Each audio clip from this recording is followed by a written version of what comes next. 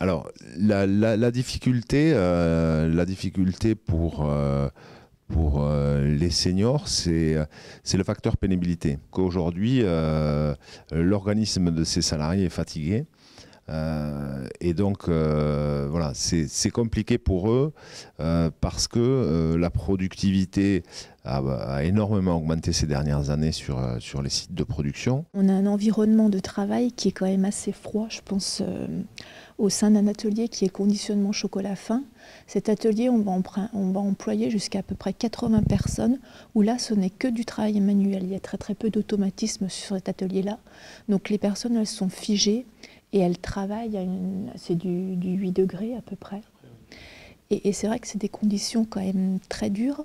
Et avec la répétitivité du travail, toujours le même geste, moi sur cet atelier, je m'interroge quand même beaucoup.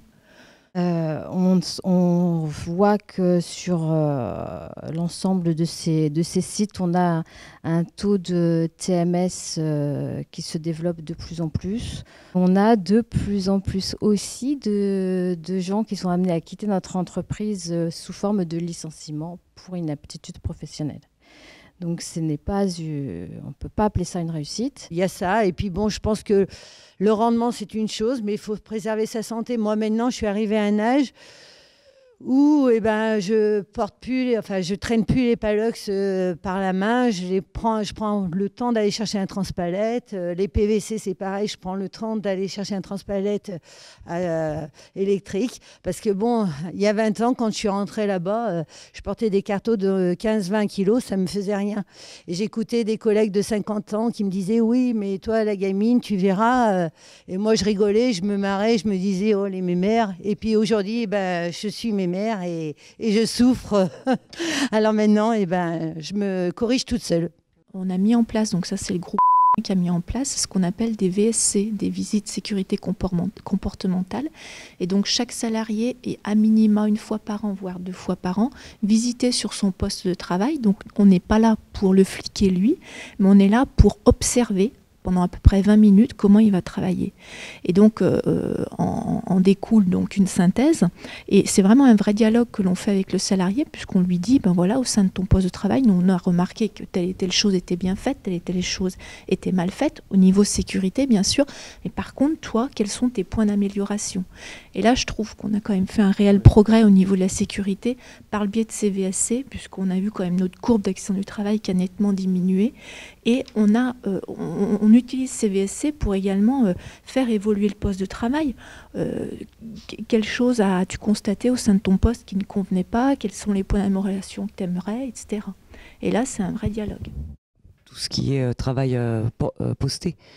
Moi, j'en discutais encore la semaine dernière avec un de mes collègues où il a 40 ans d'ancienneté et il était dans l'usine et ça fait des années et des années qu'il se lève à 4 heures du matin pendant une semaine, qu'il revient vers 13 heures et la semaine suivante il passe en poste d'après-midi. On a beau dire on ne peut pas s'adapter au travail posté. Moi ça fait 15 ans que je fais du travail posté, j'ai tout essayé, du 3-8, du 5-8, du 4-8, enfin on a vraiment tout fait, même en termes d'horaire, et c'est vrai que c'est usant et en plus on ne peut pas s'en remettre. Des troubles du sommeil, on en a forcément, ça il y a pas de secret. Si en plus de ça on doit gérer une vie extérieure, donc vie sociale, c'est vraiment de la difficulté à faire le lien. Et quand on voit... j'appelle ça du lean manufacturing, très clairement. Quand on parle des méthodes de management, je suis tout à fait d'accord quand on dit que justement on doit toujours en faire plus. Et le problème c'est qu'on ne se donne pas un laps de temps de se dire la personne va s'adapter au bout d'un an. Il faudrait qu'on s'adapte on va dire hier, quoi. On doit s'adapter hier pour tout de suite, quoi. Enfin, on doit vraiment être tout le temps à fond, et ça, c'est vrai que c'est très pénible, quoi. Il n'est pas rare de voir d'ailleurs des opérateurs devoir conduire plusieurs machines simultanément. Donc tant que les machines fonctionnent correctement, tout va bien, mais dès qu'il y a un petit accroc, un pot qui se renverse, une bouteille qui se casse, de suite la personne court d'une machine à l'autre. Ça, c'est une problématique pour les seniors parce que physiquement, ils ont des difficultés en fin de carrière. Hein. Nous, le stress, il vient forcément de nos supérieurs parce que, par exemple, le matin, quand on arrive, on a des commandes à faire par ordre de départ, d'heure. Et au dernier moment, le camion est là, il est midi, la commande devait être prête à midi, il nous amène 1 tonne à faire en carton. Alors déjà, 1 tonne, c'est énorme à faire en carton, donc du coup, on met un temps fou. Donc là, vite, vite, dépêchez-vous. Donc oui, ils nous mettent la pression. Et c'est vrai que le stress fait partie aussi de... Moi, je pense. Hein. Parce que du coup, ça fatigue moralement. Et du coup, oui, quand on rentre à la maison, on se dit, oh là, cette journée, mais c'était épouvantable, voilà, quoi, je veux dire, oui. J'ai des personnes qui ont justement, qui sont assez âgées, et c'est vrai que mettre un nouvel outil, on voit bien que déjà, ça peine un petit peu plus dans l'apprentissage de la machine. Et quand on parle de stress, justement, c'est le sentiment, il y a peut-être 20 ans en arrière, la personne, elle savait qu'elle faisait de la qualité, du bon travail, et plus ça va, et plus on lui demande d'apprendre très vite, en plus, ces nouveaux outils, ces nouvelles façons de travailler, et c'est vrai que des fois, vu qu'on gère plusieurs machines, on part en fin de journée en se disant, j'ai pas fini complètement mon travail, parce qu'il y a plein de petites tâches annexes, que ce soit des déchets, enfin, il y a tellement de choses, des autocontrôles, enfin... Plus ça va, plus on rajoute de la surcharge de travail. Et cette surcharge-là, en fait, sur un poste de 8 heures, je dirais, moi, il m'en faudrait peut-être 10 ou 12 pour être sûr d'avoir bien fait correctement mon travail. J'ai un collègue, il y a 22 ans qu'on travaille ensemble, presque, et il a 10 ans de plus que moi, donc il a 55 ans. Et je vois que moi, j'essaye de le faire changer de poste pour qu'il ait un poste un peu moins difficile, parce que je vois que le rythme est toujours le même, et les bras sont plus les mêmes, quoi. Les articulations, et c'est vrai, il baisse de rythme, hein, il le reconnaît de toute façon. Et on fait quoi? On va pas lui trouver un poste aménagé, comme c'était le terme. Quel poste? Parce que nous, quand on est sur une chaîne, il n'y a pas vraiment de poste plus simple que d'autres. Hein. Dans chaque site, on a des postes plus ou moins sollicitants. Donc on fait en sorte de mettre les personnes qui ont une pathologie, qui ont des restrictions médicales sur ces postes moins sollicitants. Sauf qu'à bout d'un moment, on n'a plus de postes. Enfin, ils sont tous occupés. Le médecin du travail nous dit telle personne, mettez-la.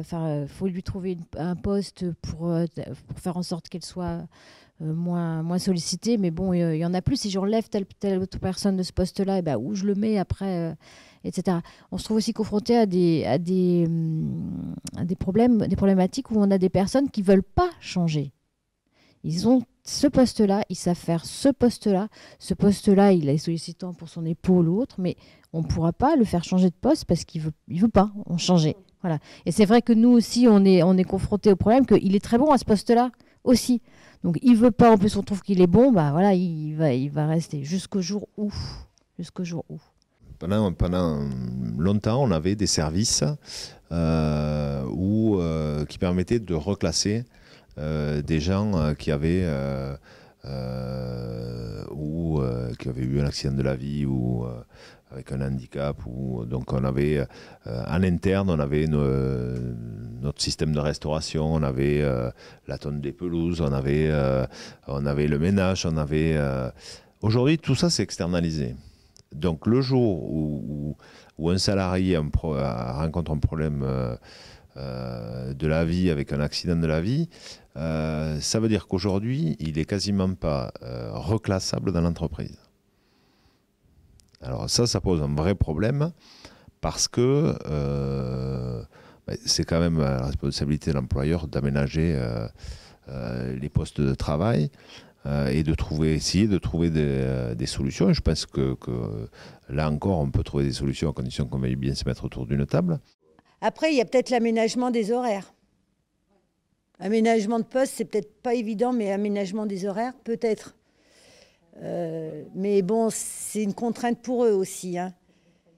Alors, nous avons travaillé sur la pénibilité, hein, bien peut-être comme vous tous, et puis sur un plan d'action senior. Et donc, on a fait des groupes de travail, on a eu des salariés qui se sont exprimés, et dans les actions retenues, on avait mis, si à partir de 55 ans, possibilité d'avoir un aménagement des horaires, ne plus avoir les personnes en poste, mais à la journée. Mais pour tenir une ligne, il faut qu'il y ait au moins 3 ou 4 personnes qui soient volontaires pour éventuellement travailler à la journée. Eh bien, alors là, les personnes de 45 ans étaient vraiment favorables à cette idée-là. Et les personnes, qui étaient dans la tranche d'âge qui aurait pu être concernées par cet aménagement, mais ça a été surtout pas, niet, non, on veut être comme les autres. Tant qu'on peut, on veut venir le matin à 5h ou 4h et, voilà, et être comme les autres. Il est hors de question que nous soyons différents parce qu'on a l'âge un petit peu quelques années de plus. Elle sortait du groupe, elle sortait de l'ambiance, elle sortait de ce phénomène d'équipe, des collègues, de reconnaissance. Mais il faut dire aussi que les gens se disent non, mais ça va aller, je vais pouvoir le faire. Il y a la peur aussi. Maintenant, on est tous sur le coup de qu'est-ce qu'on va faire si on est licencié parce qu'on arrive à un certain âge. Ou alors les filles qui viennent en saison, est-ce qu'ils vont me reprendre l'année prochaine? Alors il y a des gens qui malgré tout essayent de s'accrocher. Et cela, je dirais, c'est les situations les plus périlleuses. Parce que le jour où il décroche vraiment. Alors qu'il y en a qui, sur le problème, ça leur paraît tellement insurmontable qu'ils se découragent d'avance. J'y arriverai pas. Et j'y arriverai pas. Donc, ils essayent à peine, mais ils essayent même pas. Donc, je dirais, ceux-là sont en détresse parce qu'ils se disent, oui, j'y arriverai pas, donc ça va être quoi mon boulot demain parce que je risque de le perdre. Et c'est le stress, il est à ce niveau-là. Et pour les autres qui essayent quand même de s'adapter et qui ont de grosses difficultés, s'ils n'ont pas un accompagnement, soit par les collègues ou par la hiérarchie, ils arrivent à décrocher. Ceux-là, oui, peuvent être en arrêt maladie et peuvent avoir des arrêts maladie répétés. Chez nous, je dirais les personnes ne tombent pas malades. Par contre, il y a beaucoup, je dirais, de fierté parce que justement, ce sont des personnes qui ont justement 35, 40 ans d'entreprise. Et on serait plus sur 30 ans d'entreprise. Et c'est des personnes qui, malgré tout, sont tellement proches de la retraite, bien entendu. Et je pense que c'est ça qui fait qu'ils ne veulent pas lâcher en se disant je suis proche de la retraite, je ne peux pas me permettre de faire voir que je ne suis pas capable. Et souvent, je dirais, la fierté va faire que, oui, ils vont faire des efforts, justement. Et là, je te rejoins tout à fait. C'est qu'on ne sait pas à un moment donné quand est-ce qu'ils vont craquer, ces gens-là. Aujourd'hui, j'ai toujours un peu la motivation, un peu l'envie, mais bon, c'est vrai que je fatigue. Donc, la fatigue est là, mes os suivent un peu moins. Donc, je suis plus âgée. Mais je suis encore motivée. Et je suis motivée parce que on travaille en équipe. J'ai une équipe qui est jeune, dynamique. D'ailleurs, je suis la plus ancienne. Donc, c'est motivant de travailler avec des jeunes. Là, il y a réellement des conflits de génération avec des gens qui se comprennent pas, qui parlent pas la même langue, en plus. Donc, ils peuvent pas se comprendre. Ça se concrétise par de la mesquinerie, c'est-à-dire que t'as vu, celui-là, il arrive jamais à l'heure. Et c'est des petits emmerdements. Alors, la personne, elle ira pas spontanément, elle le verra en difficulté, elle va pas spontanément aller l'aider. Ça se concrétise pas, il n'y a pas de conflit, ils se battent pas, c'est pas ça. Mais il n'y a pas d'entente, il n'y a pas de cohésion. Après, nous, c'est intéressant, c'est qu'on a de tout, des jeunes, des moins jeunes, des seniors. On a vraiment tout mélangé. Et donc, nous, on est vraiment le travail à la ligne. Elles sont les unes à côté des autres. Hein. Et moi, régulièrement, je les mélange justement pour pas qu'elles soient toujours toutes ensemble, de façon à ce que tout le monde parle avec tout le monde et apprenne de tout le monde. Et c'est mieux pour l'ambiance aussi, hein, j'avoue. Plus agréable à travailler, quoi. Mais quand on a un ou une jeune à côté qui va qui n'avancent pas. Ce qui est bien aussi là-dedans, c'est qu'il y a les petites mamies de 55 ans qui les secouent. Moi, j'ai eu quelques jeunes la nuit motivés. C'est vrai que c'est agréable parce qu'en plus, elles se mélangent avec les seniors. Les seniors, moi, je pense qu'évidemment, ils ont la connaissance, ils ont l'entreprise, des hommes et tout, mais je trouve, et je pense profondément aussi qu'ils ont aussi un rôle de régulateur par rapport aux jeunes, quoi, au personnel, quoi. Enfin, le personnel, c'est pas péjoratif, ce que je dis, hein, l'être humain, quoi. Moi, ça m'arrive fréquemment les jeunes. Ben oui, je suis content d'avoir des jeunes, et donc je regarde, je laisse faire. On peut pas tout le temps leur dire comme avant, comme ci, comme ça. Faut qu'on regarde, qu'on constate ce qu'ils font. Si c'est bien, c'est bien. Si on voit qu'ils vont un peu dans le mur, on leur dit, quoi. Et on régule tout ça au jour le jour. Moi, je fais beaucoup de causettes, quoi, tous les jours, quoi. On n'est pas d'accord sur tout, soit entre anciens, soit entre jeunes ou intergénérations, mais du moment où on dialogue, on arrive à énormément de choses. Pour l'organisation du travail, on a des idées, voilà, moi ça fait 32 ans que je suis il faut continuer à faire comme ça, parce que je suis dedans, je suis les yeux baissés, mais un œil neuf, c'est très important d'avoir un œil neuf. Tiens, pourquoi vous faites ça comme ça Parce que dans le rôle de management, pour moi, il y a deux façons de manager. C'est où tu fais comme ça, tu testes que c'est moi qui ai les barrettes, entre guillemets, ou faut pas être con, quoi. S'il a une idée aussi bonne que la qualité du standard du client produit soit là et que la pénibilité soit moindre, faut prendre, quoi. Faut adopter, quoi. Et ça leur fait plaisir aussi d'être reconnus dans ce sens-là, quoi, d'être autonome. Donc c'est vrai qu'au travail, si on nous écoute pas et si on propose des choses et que au contraire on se dit non mais ça c'est nul, enfin bon voilà, on n'avance pas, on reste sur place, on piétine. Donc du coup qu'est-ce qu'on fait ? Et moi aujourd'hui je vais au boulot, puis j'ai plus envie de discuter de quoi que ce soit, quoi. Je veux dire voilà, je fais mon boulot, puis voilà. J'ai discuté avec mes collègues, de choses et d'autres, hein, mais donner des idées, dire mon opinion, j'ai plus envie parce que je sais que ça sera pas écouté. Donc du coup on ne peut pas leur proposer quelque chose qui pour nous est complètement cohérent parce qu'on le vit au quotidien, on travaille quand même. Je trouve ça dommage parce que moi j'aurais plein d'idées. Je pense que l'intérêt du travail, c'est un facteur clé. La personne qui est à la chaîne, tiens, aujourd'hui, oui, j'ai découpé X carcasses, j'ai tué X bovins, mais on ne voit pas. Une possibilité pour qu'elle le voie serait de communiquer. De communiquer sur le tonnage découpé, sur la prime d'intéressement, pourquoi on l'a eu, pourquoi on ne l'a pas eu, pourquoi elle est faible, pourquoi elle est grosse. Depuis quelques années, assez nombreuses quand même, maintenant, tous les opérateurs sont, quand il y a des machines neuves ou du matériel neuf ou des organisations différentes qui se mettent en place, les opérateurs, les conducteurs de ligne sont en groupe de projet, quoi. Donc on trouve un mot pour le projet en question, et puis après il y a plusieurs boîtes qui se mettent en place pour la qualité, la productivité, la sécurité. Donc les opérateurs sont force de proposition. Et pour la communication aussi, donc depuis aussi une huitaine d'années, les gens ont beaucoup de communication sur ce qu'ils font. C'est vrai que c'est très frustrant de partir d'une ligne de production sans savoir ce qu'on a fait, quoi. Si on l'a bien fait ou mal fait, quoi. Donc les gens sont renseignés par ce qu'on appelle des points 10 minutes tous les jours et un point hebdomadaire sur la sécurité d'abord, sur la qualité des produits faits, sur le taux de retour de ce qu'on appelle leur taux de fabrication, sur leur TRS, le taux de rendement synthétique de la machine, leur taux de productivité, sur les heures gagnées à la semaine ou perdues. On a quand même beaucoup d'indicateurs. Moi, ce que je pense, c'est que si je me mets dans la peau d'un ouvrier, qu'on voit régulièrement les indicateurs, on peut très bien se dire, en constat, plus ça va, plus on nous en demande. Dans une entreprise, c'est un petit peu comme dans une famille.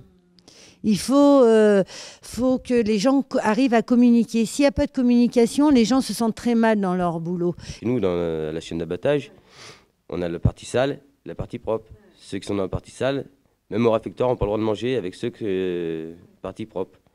C'est vrai que les normes y ont fait quelque chose, parce que moi, les premières années, nous, comme tu dis, on était à l'atelier, on descendait, on avait 1 heure à midi déjà. La pause de midi, c'était 1 heure, alors que maintenant, c'est plus qu'une demi-heure. Donc en 1 heure, vous êtes comme moi, on arrive à manger en 20 minutes à peu près. Après, moi, je prenais mes jambes à mon cou et hop, je descendais.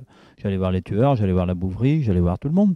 Et là, au moins, il y avait un peu de contact. On les regardait travailler, on discute 2 minutes, on va plus loin, on boit un café.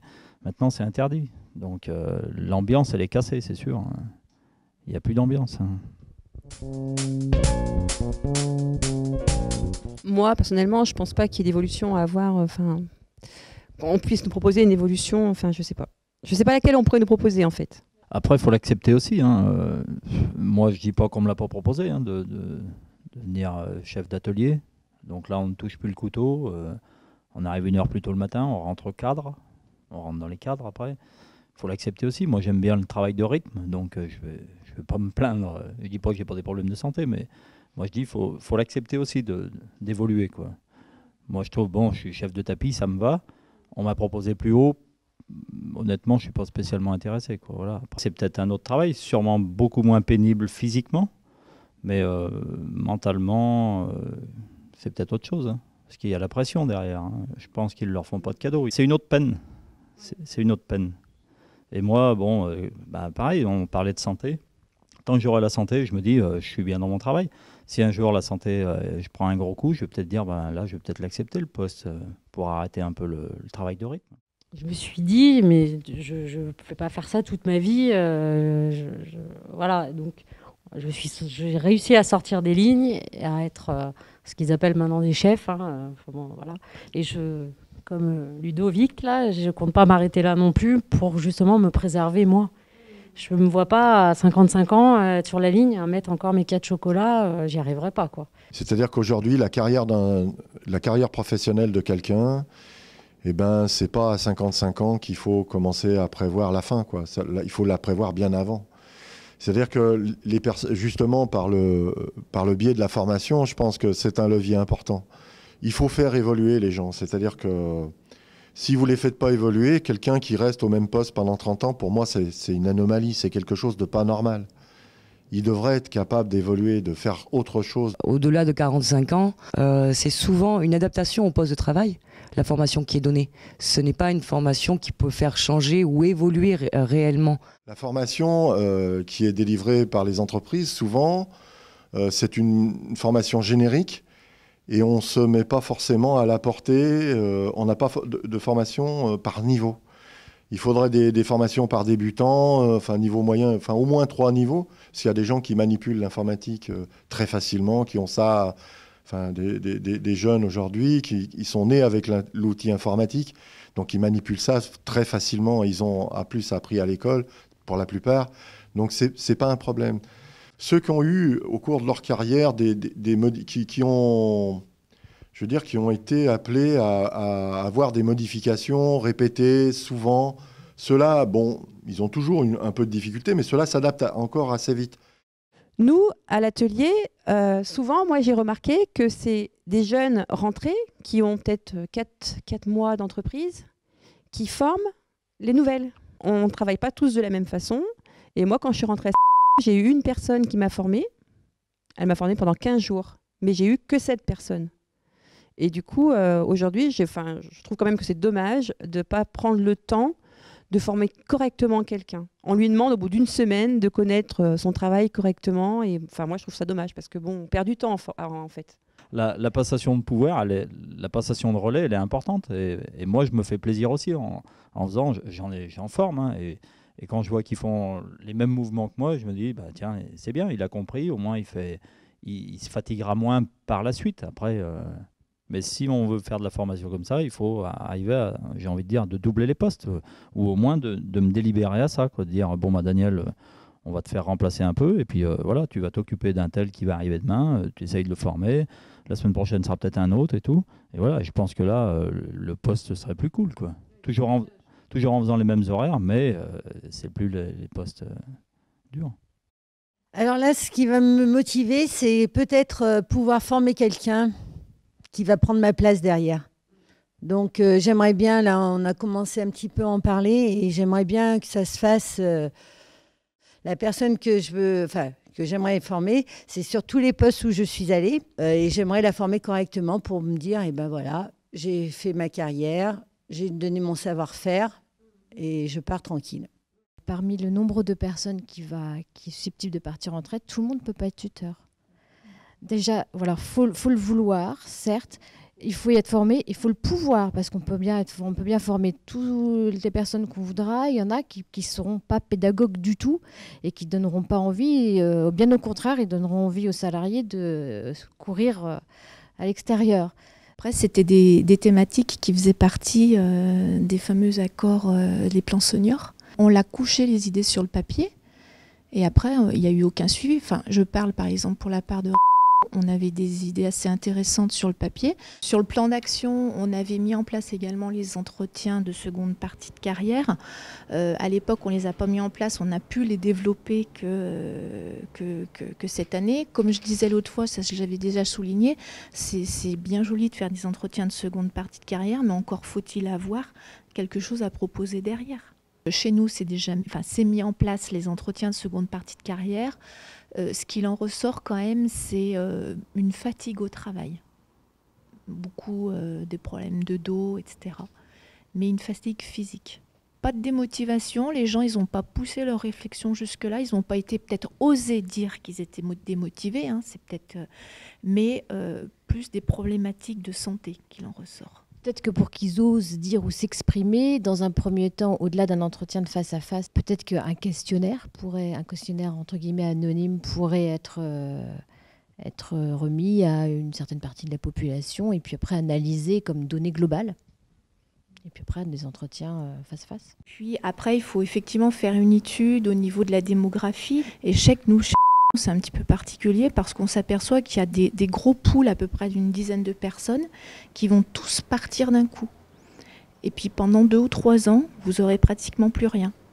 Et ça, effectivement, c'est toute une étude à faire et à mettre en œuvre pour pouvoir effectivement anticiper ces départs et les préparer au mieux. Pour moi, c'est l'entreprise qui est vraiment actrice de préparer les départs, les départs de chaque personne. C'est à nous à extrapoler nos populations, à savoir qui va partir. C'est l'entreprise qui est quand même actrice de ces départs, quoi, qui va pouvoir les maîtriser.